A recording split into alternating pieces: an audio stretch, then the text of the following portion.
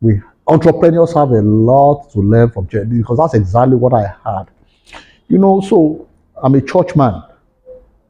So there's a song that we sing,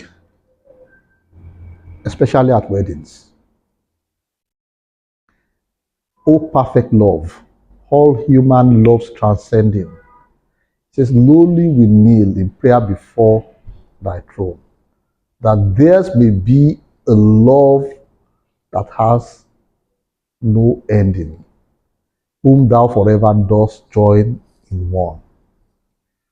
But there's one part, I think it's the last stanza or so, when it says, with childlike love that fears no death nor pain.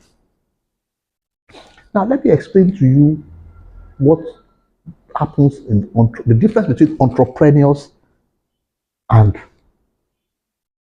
any other person is perception of risk. So, when you see a child, they are not held down by the encumbrances of experience.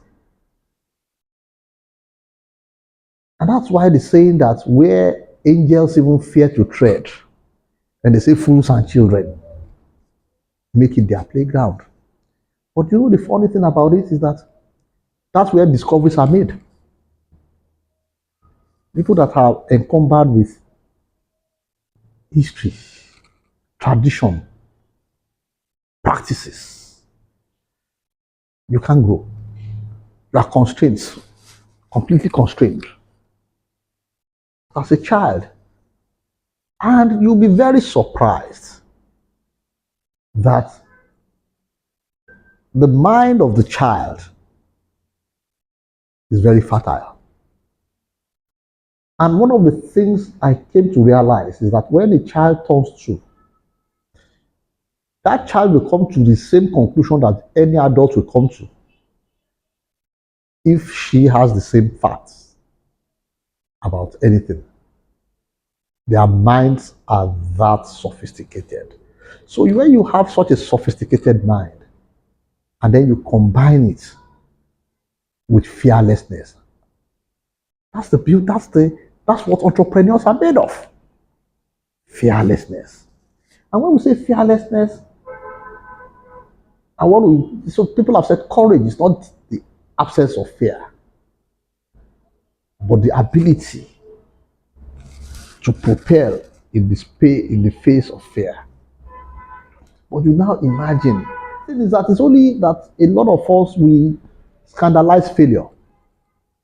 And any society that scandalizes failure is looking for serious trouble from development. So children are not afraid to fail. They just keep trying.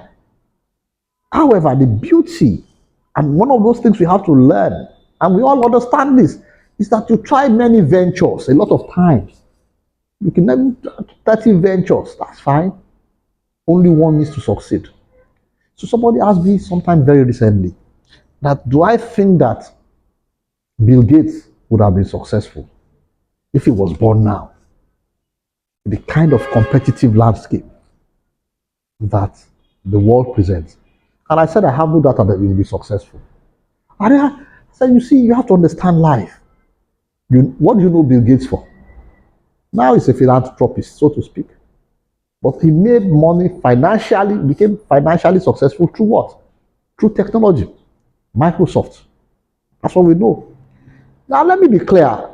I'm certain about this, that he may have been fortunate that seemed to be his first one.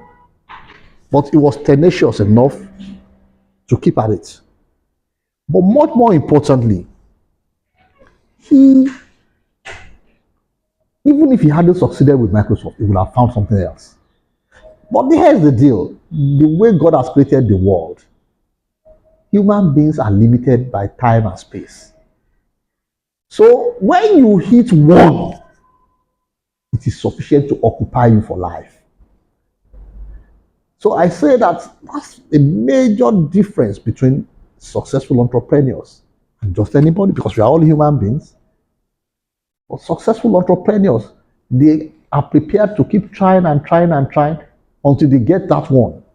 But the problem is when they get that one, their eyes lock on that one, they nurture it, and they grow it, they establish it, it blossoms. And that one is the name everybody calls them.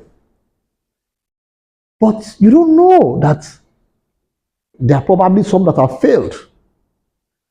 And the position is that even if that had failed, they will still have continued. So these are the lessons that I think the children have for us.